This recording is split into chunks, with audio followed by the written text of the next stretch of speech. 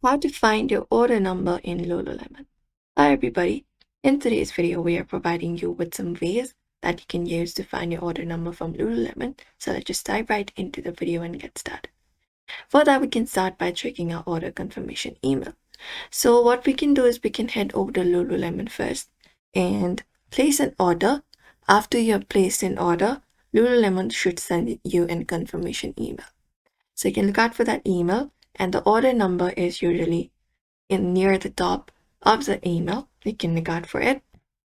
Something like this, order ID or something similar. And you can just go and find it up. Even in your Lululemon account, you can sign in into your Lululemon first. And once you are signed into the website, go to the purchase history from the top right, select up your profile, look out for purchase history. Go ahead and look out for purchase history and click on the order that you want, and the order number will be listed there. Click on the item that you want, and there you'll be finding the order ID that you're looking for. And you can check the shipping confirmation email. When your order ships, you can send another email with the tracking number they should send you and the order number. You can check that as well. And even in the package slip, you will be finding the order. You will be finding it inside the box. Usually that will show the order number as well.